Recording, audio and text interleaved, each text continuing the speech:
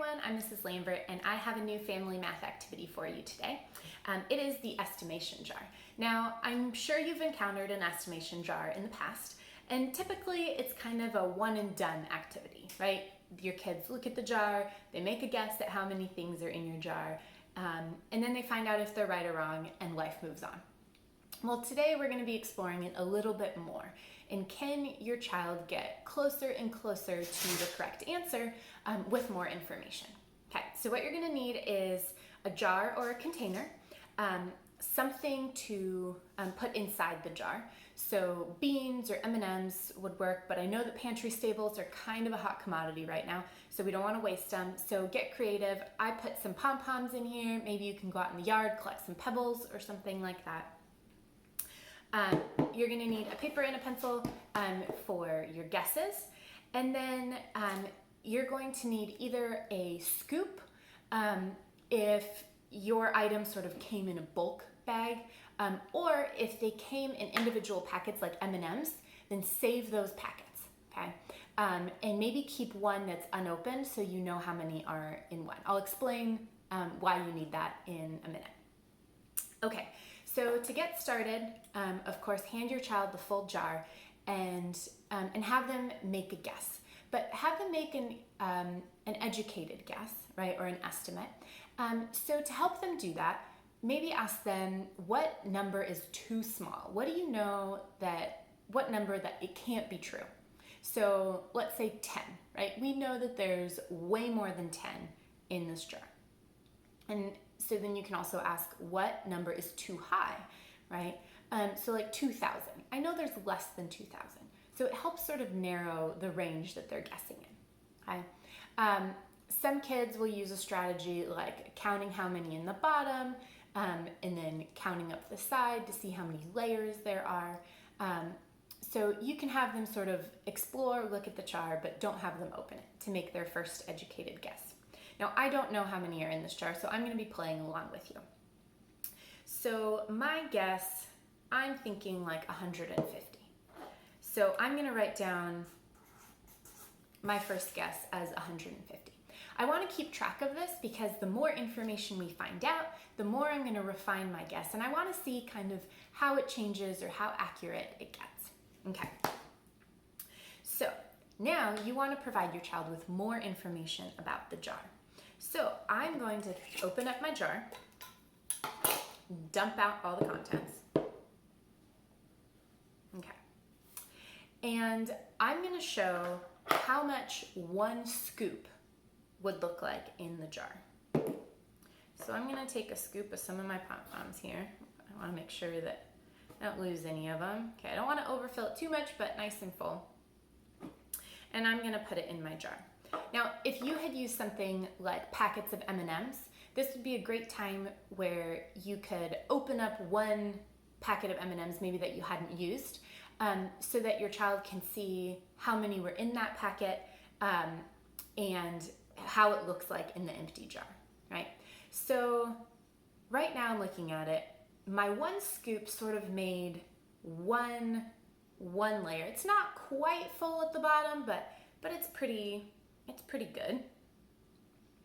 And you can have them count how many are in that one scoop. So let me dump those out. So 1, 2, 3, 4, 5, 6, 7, 8, 9, 10, 11.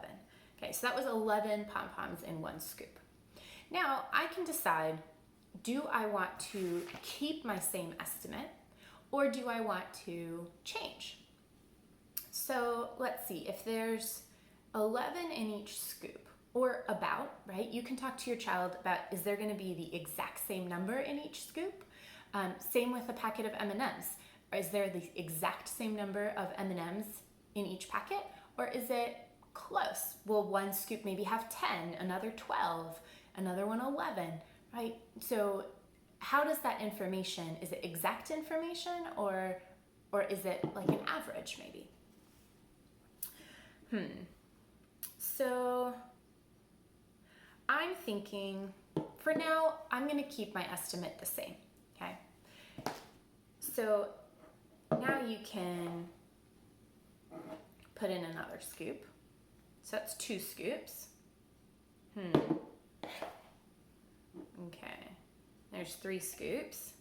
You know what, it's looking like halfway and it was only 3 scoops. I think I'm gonna lower my estimate because I don't know if it's like that, it's almost halfway and I only did 3 scoops and there's about 10 in each scoop, right?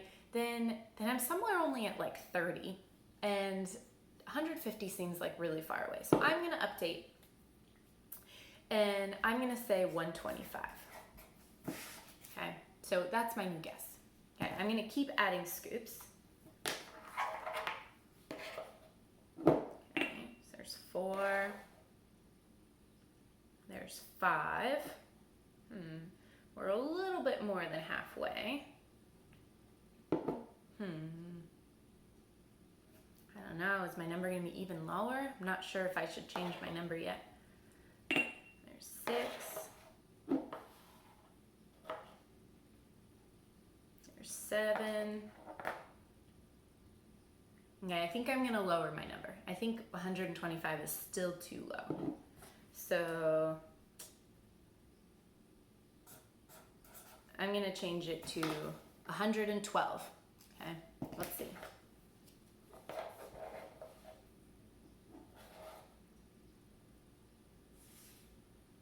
Okay, is that 8, I think? 9.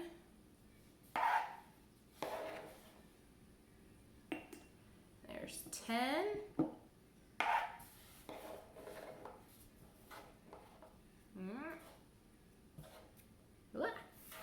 Okay, there's 11. Okay, so my jar had 11 scoops, and in that first one, when I counted that 1 scoop, it had 11 in it. So 11 times 11 is 121. I went down to 112. Do I want to go back up? Maybe I'll go up to 120. We'll see. Okay, so you see I've changed my estimate. I can go down, but I also went back up, right? So the more information you have, the more accurate of an estimate you can make. Okay, so now that we've refilled the jar, right, and we've sort of changed our idea, now you can actually count how many to find out.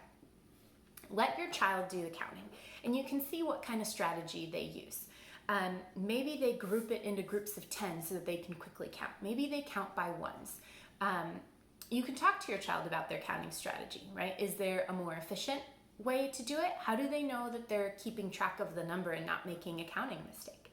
Right? Those are different things you can ask them while they're counting. Okay, to make this quick, I'm gonna make piles of 10. Here we go. 4.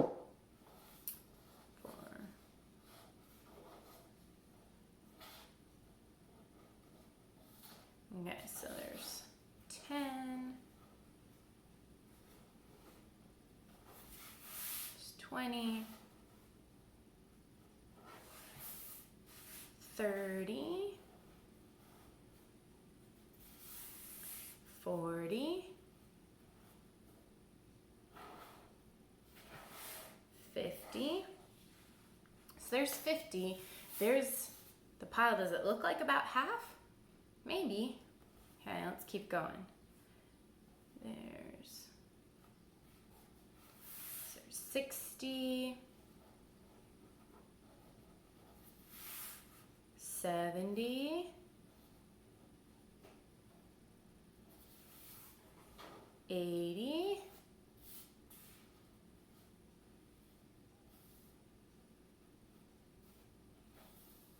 90.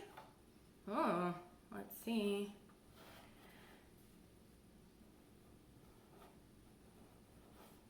Okay, there's 100. Oh no. I don't know if I can make it to 120. Maybe I should have stuck with my 112. Okay, so there's 110. Okay, I can't make another 10, so there's 110, 111, 112, 113, 114, 115. So the final answer was 115. Right? If you look at how I guessed, I got closer and closer to the right answer, right? If you look at my last two guesses, 112 and 120, 115 is pretty close in the middle right there in between them. A lot closer than my original estimate of 150, right? So you can talk to your child about how more information we have can give us a better and more accurate answer, right? You can have a discussion with them about why is estimation important? Why is it good to make an educated guess and not just a random guess, right? And so really explore the numbers with your kids. How close did they get? How you can ask them how many more or how many less did you have than the actual number in the jar, right? So lots to explore, definitely a lot more fun than just a one and done activity. So I hope you enjoy, have fun estimating numbers with different containers, different materials, and just have fun with math. Okay, I'll see you next time.